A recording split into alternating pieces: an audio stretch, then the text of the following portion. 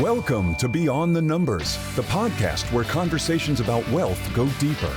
This isn't about flashy success or one-size-fits-all advice. It's about real people designing financial lives that align with who they are, what they value, and the legacies they're building.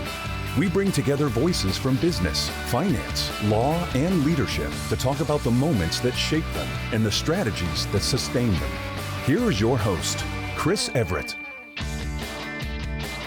Hi, everyone, and welcome to another episode of Beyond the Numbers, where money meets meaning and purpose.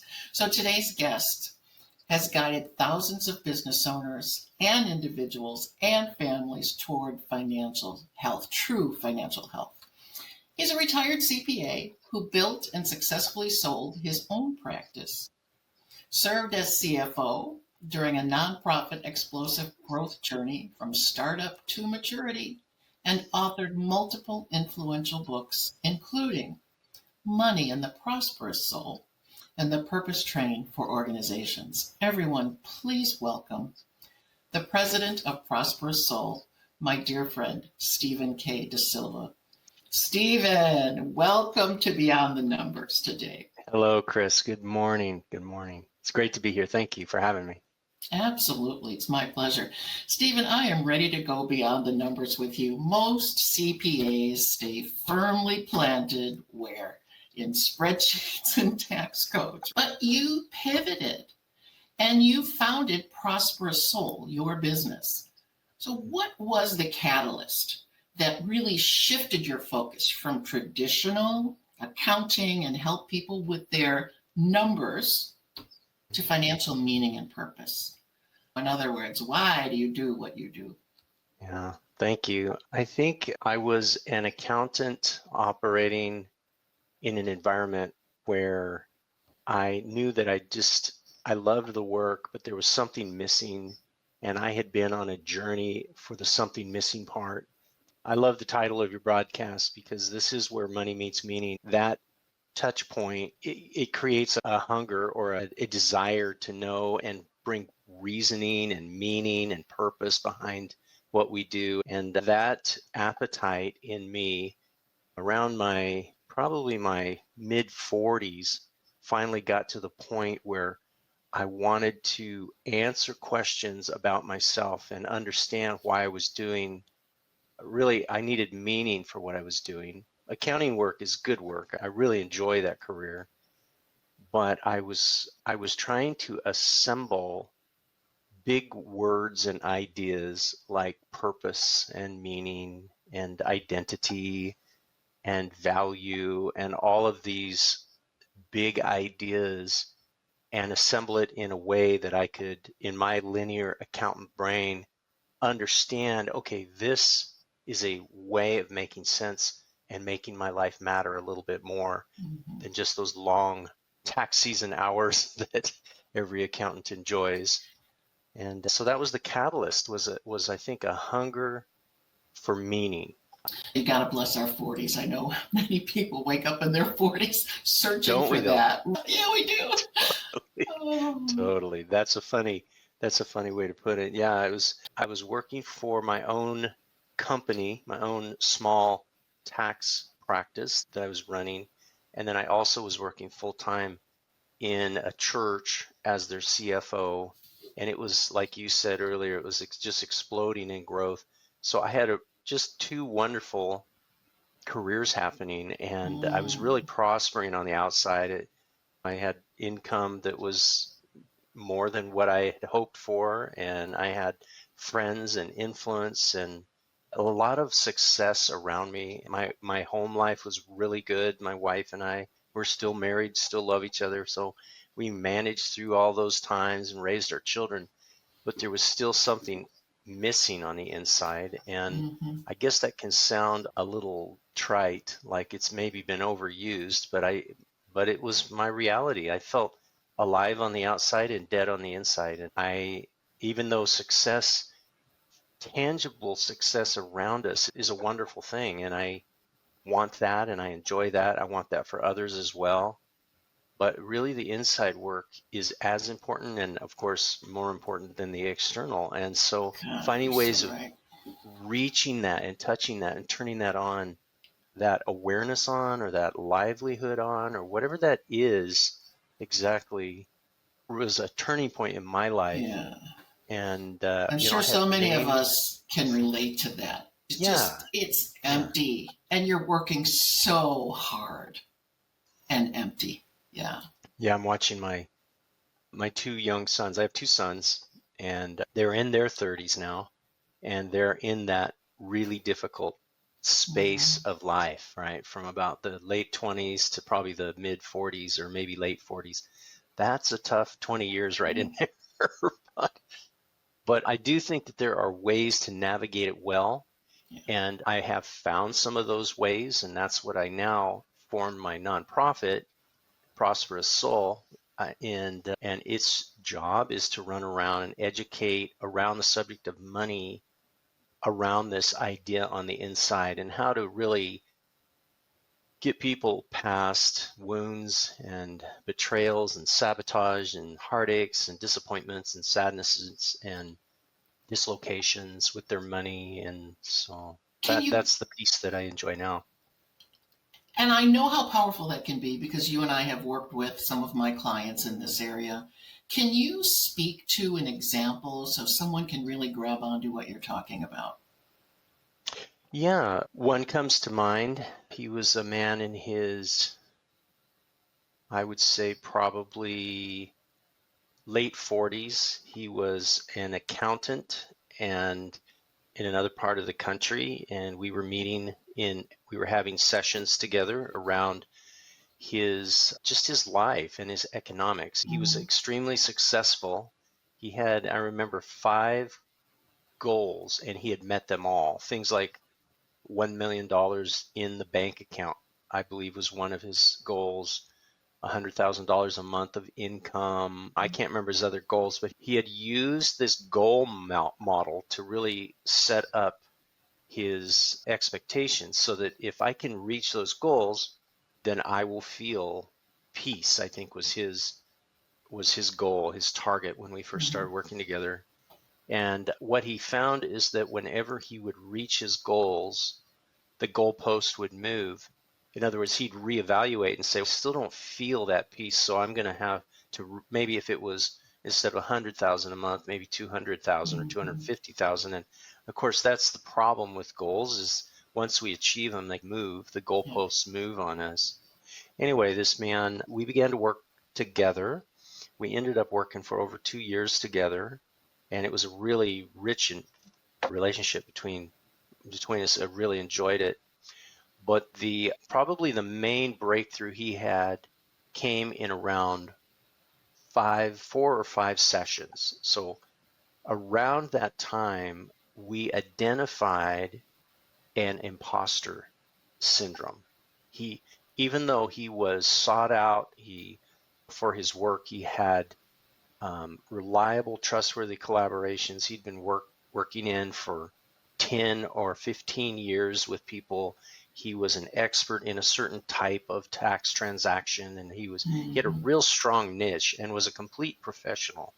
And yet he felt he was a fraud, and he did never displayed it. I would never read it on his face because he was Mm-hmm. just a big personality, and he was of course brilliant and excellent and an expert, and yet he had this thing niggling away at the inside. And so the testimony there is after about 4 to 5 sessions, we unearthed that thing and resolved it for him.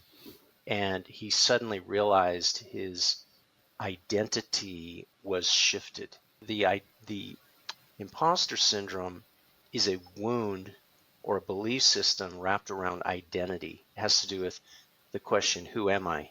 Right. And do I belong or not? Do I really matter or not in the scheme of life? And so that was a real win for us and obviously him.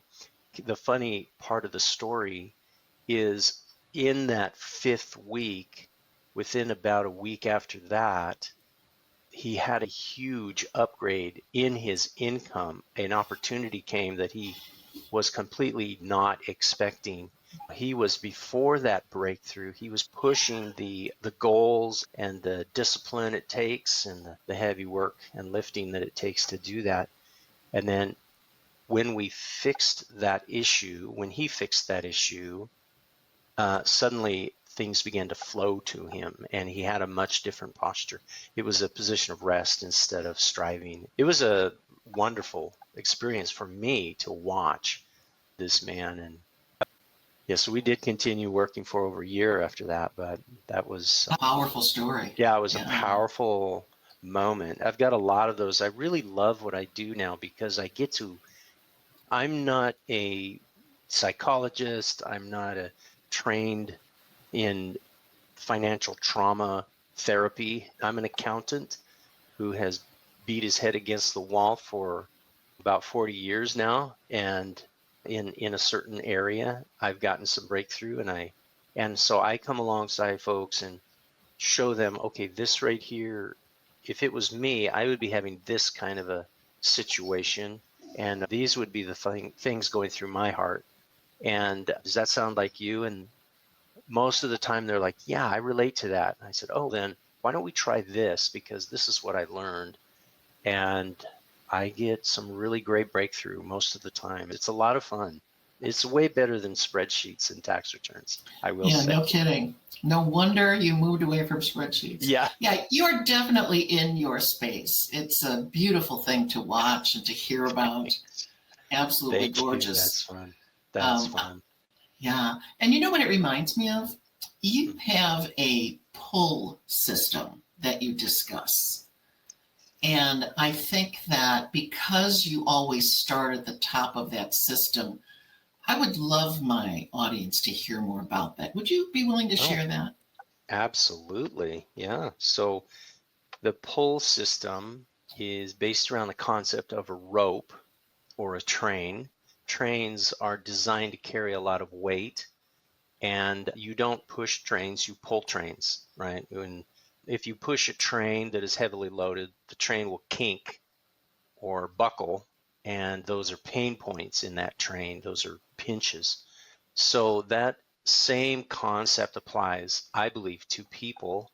We are designed like a train, or I like to use the metaphor or the image of a rope. So I have a rope here that I use all the time in my office. It sits on a little counter here on the side, and I reach over and I grab my rope and I go, okay, let's go through our pull system.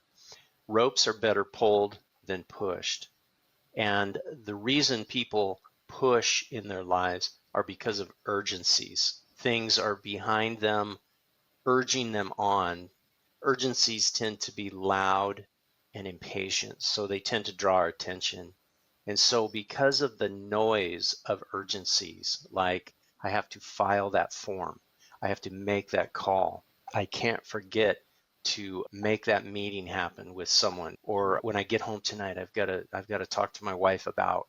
Well, all of those urgencies are constantly pushing us, and that's not evil or something to dread. It's just a fact of life. Is urgency tends to press in and be very loud, but urgency is an enemy of importance. So I'm holding the other end of the rope and I'm indicating it represents importance. So urgency is loud, importance is quiet. Urgency is impatient, importance is patient. And so the nature of these two are very different. And because of the noise, people tend to focus their lives at the back end of this rope. We try to solve our problems, which is as normal as it gets. Mhm. But if a person really wants to pull the kinks out of their lives, see, that's the problem with urgency, is it when it pushes, it bends the rope and creates pinch points. And I like to use those as an illustration of painful issues or problems in a person's life. And so the way you get pinches out is not by pushing differently or more or less, it's by pulling. And the principle of something greater emerges. What's greater than urgency is importance. Yep. What's greater than ourselves and that would be God. And so God is represented in my left hand here, and God holds the rope and leads us. And that's where you get the pull system. A pull is when God is leading. However, a person might, I loosely introduce the idea of God there because I don't know our audience, and I respectfully suggest that there's probably somebody greater than all of us. And I believe in the Bible, so I'm a Christian, and I think I know who that God is, but I'm not going to narrow it down to that. I'm just going to say someone greater than ourselves is what leads us, and that's how we pull straight our pinches. And when It's, God, it's too yeah, go bad ahead. too many of us are not taught that in the very beginning. Would change Well, everything. I wasn't taught that. I had a sense there must be a God. It was weird. I'm not sure why I had that sense, but I wasn't raised in a Christian family at all. And when I was in my mid, let's see, I was probably 15 or 16. Yeah, I was 15 when I had a crisis in my life that is in my book. And if anyone's read the book, they'll know the crisis. I won't repeat it here, but it was pretty tragic, and it really had a come to Jesus moment for me. Mm-hmm. And in that terrible time, that's where I decided I got to figure out if God is real. And so that journey for me oriented me to something greater than myself. But I still had the problem of how do I associate that with purpose and meaning, and what's my vision? And just as a young man, I've got 2 children, I've got a wife, I've got a career, I'm trying to make money and build a savings account, and just all the drama. So that's where I come back to the pull system. There's 5 knots in this rope. And I hope your audience can picture this if they're not watching the video. From the top down, the knots are identity, purpose, vision, strategies, and tactics. Identity answers, who am I? Purpose answers, why? Why am I? Vision answers, what do I see? Strategy answers, how am I going to get there? And tactics become the simple yes, no answers to the many complicated questions we ask ourselves every day. And so when you understand the principle of something greater, you can migrate from the urgency, the loudness of tactical deadlines or strategic goals and plans. We can escalate above that to the pull system. The way to make a perfect tactical decision is with the principle of something greater. Strategies pull tactics. Perfect. If you try to just do things without a strategy, you're just beating the air with your hands. You're not actually making any progress toward a goal. And you don't know what But to say yes or no to, right? Exactly, Yeah. exactly. And strategies are best pulled by something greater, which is vision. If you see what you're aiming at, then you can build the how to get there. That's the difference here. What do you see? How will I get there? But vision is not the top of this priority list. Is vision needs to be pulled by something greater, which is purpose. It's why are you here? It's, well, from why am I alive, then what do I see? That's the proper perfect. pull. Yeah. And from what I see, then I can decide how to get there. And this relationship becomes very powerful. And I hope your audience can, when they're watching this or listening, they can really track with that concept. You should be able to feel it because it is intuitively right, and it's powerful in decision making. When you're confronted with unknowns, the pull system operates best. Like you said, you go to the top and then you work your way through decisions from the top down until the tactical question becomes simple yes or no. Stephen, you remind me of someone else who taught years ago to go out into the future, maybe 10 years, and to see what you were doing. And then to every year work your way back so that you could understand what you needed to do to get to the next move forward. And they take people all the way through to where you're standing right now, so you know what to say yes or no to.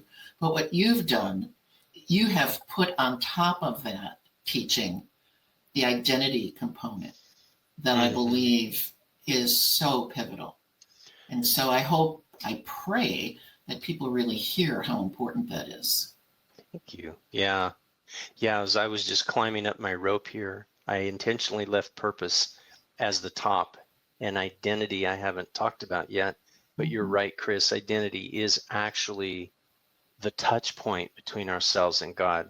A lot of people understand God touches us at why I'm alive, or what do I see at vision, or down in our strategies whatever strategy we have as a retirement planner, or an accountant, or a plumber, or a school teacher, whatever.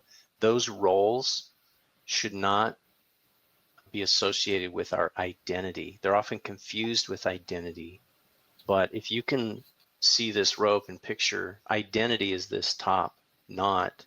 If my identity and my roles are connected, I create a loop for myself where my value, that's what identity gives us, is value. My value becomes dependent on the success or failure of whatever role I'm in. And if I'm a business entrepreneur, I'm in a startup phase, or maybe I'm an investor, if I'm at anything that is risky, if I'm in a small business and my venture fails, if my identity is attached to that activity or that role, that's really a pain generator. That's a wound creator. And so you're right, Chris, you've nailed it. We talk about these lower knots and we can understand them, and we can actually work really powerfully in the strategy especially, and the tactical end of things. But it works best when you're operating from an identity that is attached to God and has value.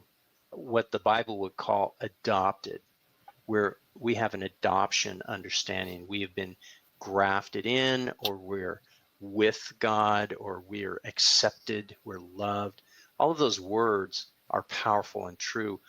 If we don't understand that relationship of my identity wrapped up in God, if we don't have that sense of belonging, we have the only other option, which is an orphan idea.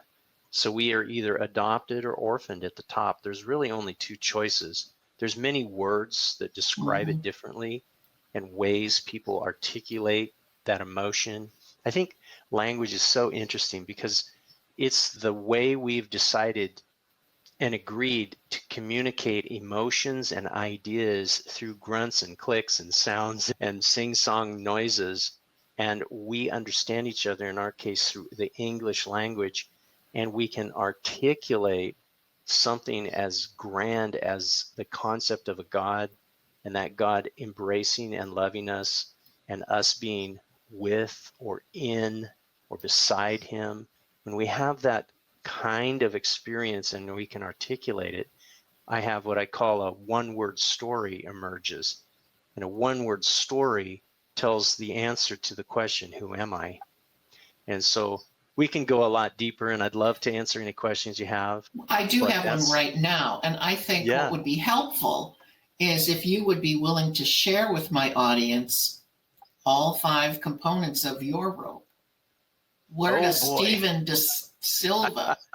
You're going to make me. How does he name? I do. How does he name every one of those knots for himself? Oh gosh, that does not get asked very often. That is a really good question. Fair enough. This English language is broken into parts of speech, nouns and verbs and adjectives and prepositions and things. One of the tools that I use to help people discover is what I'll explain will be the backdrop for what I give you as my answers. My identity is a preposition. In English language, well, in any language, a preposition is the part of a sentence that tells us where we are. With, together, on, under, beside, inside. Those are all prepositions. And because there's only 2 choices at identity, you're either orphaned or adopted. I've decided it's powerful to use prepositional identity as a way to describe who am I. Makes sense. I'm not an accountant. I do accounting. I'm not a Christian. I do Christianity. I am a Christian. I am not a husband, although I am a husband and have been for over 40 years and hoping reaching for 50 soon. A father, a brother, a friend, an accountant, an investor. I am all those things, but that's not my identity. Those are things I do. Those answer how I do my life. So to your question, who am I? My one word story, beside. I see and understand myself beside God. And the story behind that is I won't tell the whole story just for time, but from an experience I had in prayer, I understand that God is with me and in fact feels in my heart like he's standing here like a coach, like an encourager here beside me, just a little behind my shoulder. He's beside. So that acceptance, that value exchange, that willingness to be with me and me with him informs my value. It moved me from an orphan mindset, being alone and not belonging, to I do belong, I do matter, and I'm so grateful for that. So my who is beside. My purpose, my answer for why is Father. And that is the verb, not the noun, because nouns belong down below. I father people. Why am I alive? I build ceilings to become other people's floor. I can't help myself. And that's the way it is with purpose. So good. When a person finds their purpose, they will laugh. They often laugh because it's so natural to them. And that's how purpose is. I do it right now. I can't help myself. It's, oh my gosh, I did it again. So purpose leaks out of us. We often feel we don't know our purpose or we lost our purpose. And that's because of we've adapted our lives to fit in other ways, into other environments. Again, that's another conversation, but it's a big problem is what it is. It's more than a combo, adaptation, right? yeah, over adoption. Yeah, that's one of the areas I work in is getting a person away from where they've adapted themselves to a lifestyle, back to an authentic version of what they're doing. It may not change their career.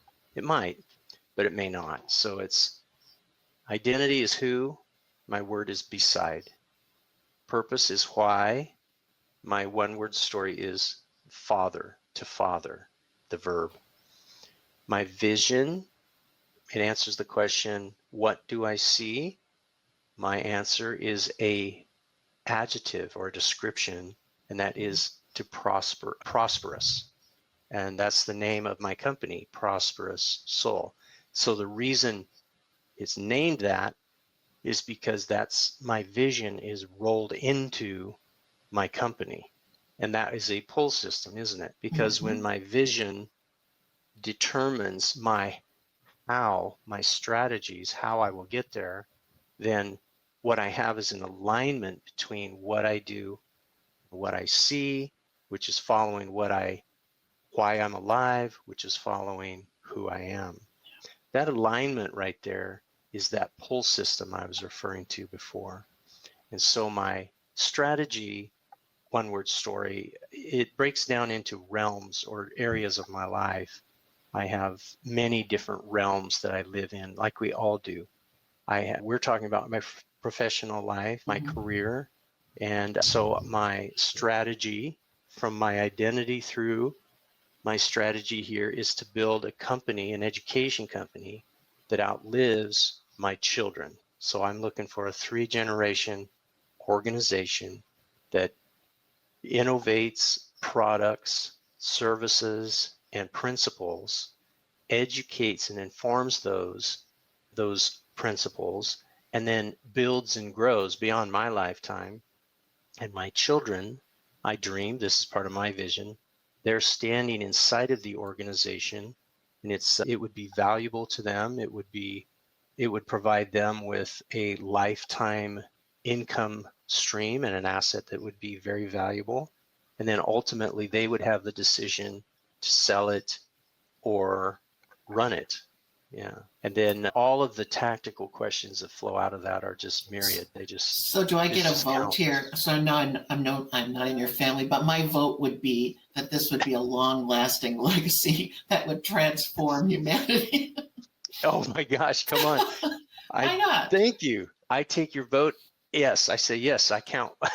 Register that vote. Especially since you talk about being able to stand on the shoulders of those that come before you. And so if you have a solid foundation in the practice and it's really structured for longevity, people that need to understand the process that you teach.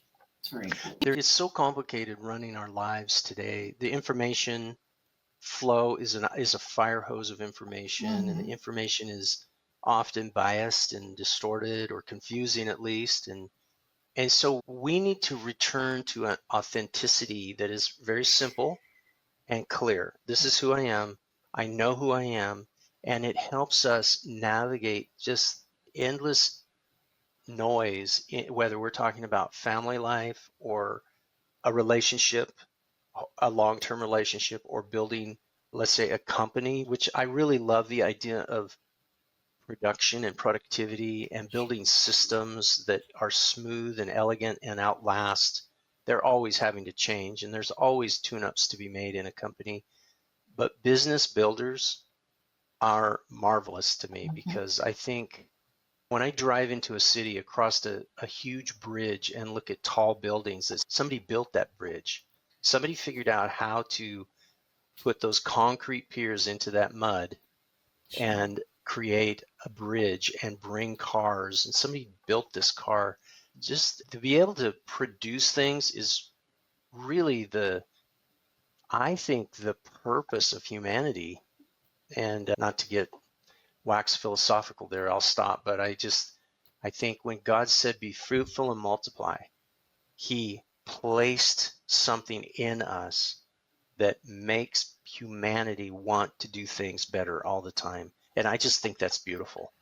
I think it's amazing. I also think that we can certainly stay down here and keep pushing the rope, if you will. Yeah. Or more on perhaps even a quantum physical level where when you're releasing the energy and you're pushing it or pulling and getting in alignment correctly, that resonates for a long time. So that's why I say to you, this is really important work, and I would love to see it last a very long time. I need it for my clientele too, so don't go anywhere. No. Thank you. Yeah. So, Stephen, tell us about your books that you've written. The first book I wrote is called Money and the Prosperous Soul, and a person can find that on Amazon. It did very well. I'm really proud of that book. And what will people find in that book? What do they find in it? Yeah, why would they read it? Yeah, great question. So I talk about money generally. I'm not in that book, I'm not giving coaching or advice about money. I'm talking about how money is a spiritual power, and power always exaggerates in any form. It exaggerates whatever it touches. And when money interacts with us, it exaggerates our heart and our spending and all of these things that come out of us, what we buy, what we save, how we borrow. All of those things are extensions of our belief system. So money exaggerates what we believe to be true. And so in that book, I talk about belief systems that are toxic and belief systems that are sound and time proven. Of course, one of the most successful cultures, maybe the most successful culture in history, is the Jewish culture. So that would pull us into what do they think about money? And the source that's most reliable for that is the Bible. When we look in the Bible around truth, we realize I believe some of those things, but we also believe, we'll find if we're honest, we believe some other things that are not in the Bible. And that contest is what the Bible calls a divided heart. When we believe two different versions of an idea, that creates a dissonance or a competition between the two parts of our heart. And so I talk about that in the book. I talk about a poverty spirit. I talk about the spirit of mammon. Mammon is a word that just means worship of money or wealth. Doesn't really mean greed, but we translate it as greed in our culture, but it's much deeper than greed. I'm reminded of something you talked about not too long ago with regard to the Greek mindset, and I believe you said the Hebraic mindset. Would that fit right in here to help my audience understand what you're talking about a little bit more? Wow. Yeah. Yeah. So a Greek lens, what happened is the Roman Empire basically ruled the world at one point. So the Roman lens, the way of looking at the world, was Roman, so to speak, during the Roman Empire. The Roman lens is a violent lens. It's a military lens. It's a slave and master lens. And we can see evidence of that around us in parts of the world and in some companies and some individuals. And I'm not saying they're Roman individuals. I'm saying that they perceive their world through a lens that they look through that is Roman in origin. Okay. But the reason I start with the Roman lens is because the Greek lens, ancient Greece came up with the philosophers, and this would be Aristotle and Plato and all the great geniuses of our past, Socrates, and these guys would come up and they began to talk about beauty, and they talked about scarcity and competition and pleasure. And what happened is that Greek mindset began to influence the Roman mindset. That means it began to grow worldwide. And what happened is the Greek mindset, the lens of the ancient Greece was pleasure and scarcity. So we began to lay down our weapons and feed our personal appetites. Okay. That lens shift destroyed the Roman Empire and spread itself everywhere around the world. So and there's today, so much of that going on nowadays, everywhere you look. Everywhere you look, the decadence and self-gratification. And we see it, obviously you see it around our decisions in spending individually. We don't walk around with this thought that, geez, am I going Greek today? Or am I going Roman? Right. We have values that are formed and established by those mindsets, and they're generations old. These things are not new, and they are embedded in our family conversations and culture, what grandma said, what grandpa talked about, just all these things. We grow into them and they're very natural to us. But you mentioned the Hebrew lens. The Hebrew lens it can mean many things, but I want to point it to the Bible. The Hebrew lens is the Bible way of looking at things. Let's just keep it really simple and clean. Biblically, when we see and read Jesus walking around under the influence of Rome, literally next door to Greece, literally in one of the most dynamic, confusing, conflicted times of human history, Jesus was teaching a different way. He was rising above and walking right through the crowds and displaying things that were blowing people's minds. And what was happening is Jesus was introducing or reintroducing the way of seeing the world back to when God created the world. And his own, Jesus being God, was talking about many really practical things: how to live, how to talk to a woman as a man, how to talk to engage with a woman, how to talk, because women were property back then. They were disregarded. And Jesus was like, no, guys. And he's walking around and he's explaining these principles. That's what I mean by the Hebrew lens, or the mind of Christ. So there are multiple lenses in the world. And one of my products is called Prosperous Soul Education. The educational piece teaches money through the lens of this Hebrew perspective. I say Hebrew because I want to wrap in the whole Bible, Old and New Testament, the antiquity and the modern, just what was God saying? What has God been talking to humanity about? How do those principles work in the area of wealth, in the area of identity, purpose, all those big issues? If we see through a Greek lens, for example, it can really distort things we read in the Bible. So there's a great example. Reading the Bible through a Greek lens creates blurs. If you can imagine, if I had the wrong prescription and I'm trying to read the newspaper, it's just blurry. And I'm like, man, I don't understand this Bible, and we give up. That's a lens problem, is all that is. Could you explain a little bit more about what the Greek mindset would give us? A great example that I use a lot is an olive tree. If your audience will picture or research, just go online and look at an ancient olive tree. It's a great example. These olive trees are really twisted. They're weird shaped. They tend to have huge trunks and little tiny branches. They're the weirdest looking tree I think I've ever seen. The Greek lens brings a structure to the idea of perfection. And perfection is designed around beauty and symmetry and order. If something is perfect with a Greek lens, it is the gold medal.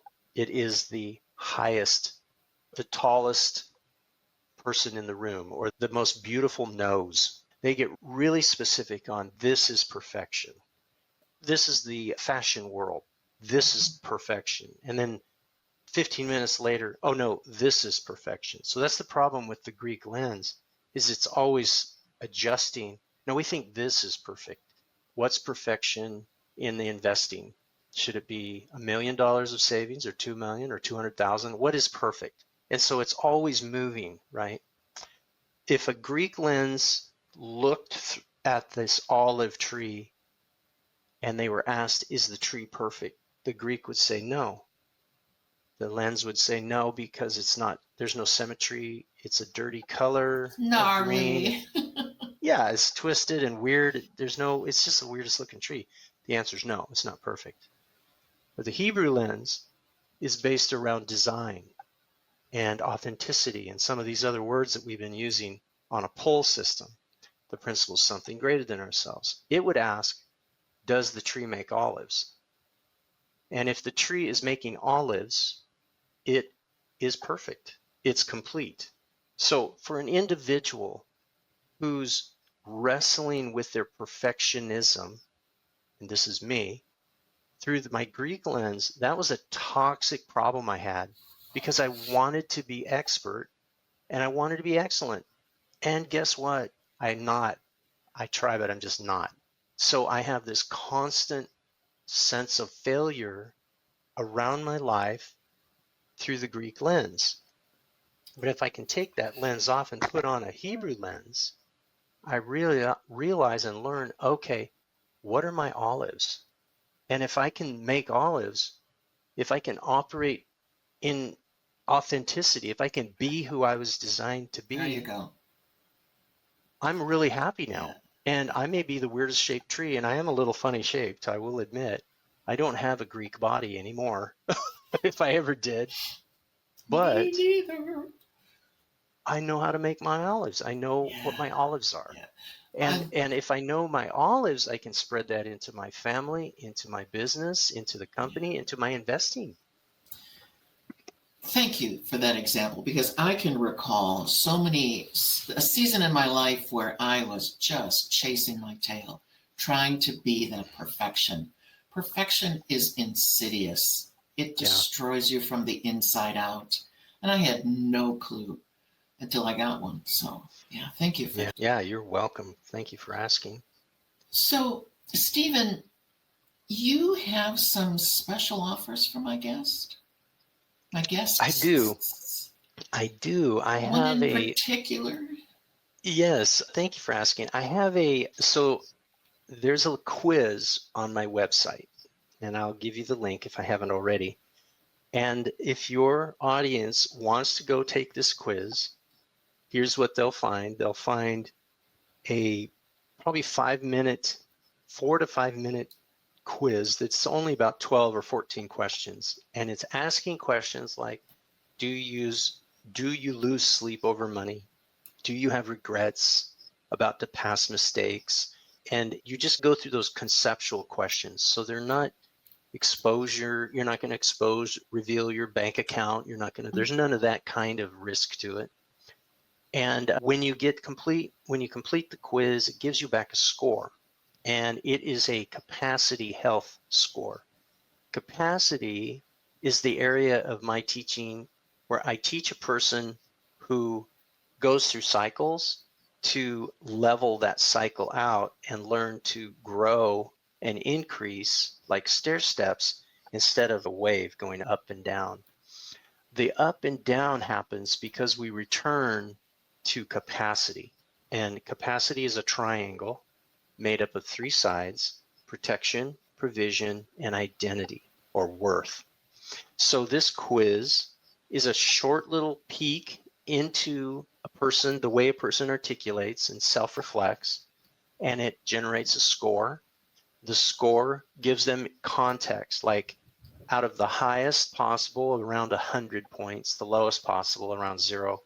A person gets to see I wonder where Steven thinks I am based on this crazy quiz that he made. And when you get your score, your goal then would to be find ways to grow it to another higher number. You'll also get an invitation to a monthly webinar, and there's no obligation or cost to any of these things. But in the webinar, I take the score and I break it into the 3 parts, and I explain and we discuss with the individual, if your lowest score happens to be in a certain area of the triangle, let's fix that. And here's how I would fix that. And by fixing it, you can grow your capacity. And growing our capacity will shallow the troughs and increase the surges or the summits. So that's Is there any cost to participate in that? No, that's just a free. I actually use it when I travel, and I have a trip coming up very soon, and people are taking it in advance. It's a risk. It's in another language, so I'm curious to see how this is going to work. But it gives me a context for a room of strangers to see, okay, here's a group of people that maybe have a weakness on provision. They have trouble gaining income, or maybe they have limitations, or patterns are showing up in their life where they can't receive or get or hold on to what they need. Provision isn't coming to them. So if that's you over here, then here's how I would work with you. I have 3 areas I work in: Prosperous Soul, which is education; Purpose Train, which is the pull system; and Financial Sozo, which is an exchange of lies for truth tool. And I help them repair that side of their triangle. Or maybe this group has a worth struggle, like that man I talked about, where he had the imposter syndrome. Oh, okay, here's what I would do for you. And it's just a terrific and easy, I think, fun insight into your life in a way that I don't think anybody else is peeking under the rock. I hope everyone goes to prosperoussoul.com, and if you go to the section called Financial Health Quiz, you can take this quiz and then go ahead and join Steven on some of his webinars. This is an amazing offer that you're giving. Thank you for that. Thanks. So It's all of these links will be in the down below, so you'll be able to go ahead and click on all that. Wonderful. Thank you, Steven. It was such a pleasure. Chris, you're unique, and this is honest truth. Out of all the financial planners I've worked with for myself and for clients over all the years that I've been in business, you are the only one. You are the only one who has taken the idea of the spiritual aspect of money and merged it with your profession. And I'm sure there are others out there that are doing it. I've just never seen or met them. So I want to say to your listeners, you have an absolute gem in Chris Everett. You need to hang on to this lady, because she is a rare, brilliant animal, and she's the right one. So thank you, Chris, for having me here. really fun to work together. I've always enjoyed it. I look forward to more of that. Very humbling to talk with you. Thank you very much for being a guest today. You're welcome. Oh, thank you so much. We'll see you next time, where money meets your purpose. Shh. Think of that rope. Think of that rope. Thank you. See you soon. Thanks, everyone. Beyond the Numbers podcast requires more than a conversation. It takes action, research, and collective wisdom. If today's episode resonated with you, we'd love to hear your insights. Join the conversation and help us shape the future together. We'll be back with more stories, strategies, and real-world solutions that are making a difference for everyone. In the meantime, be sure to subscribe, rate, write a review, and share it with someone you think would benefit from it too. Thanks for listening, and we'll see you on the next episode.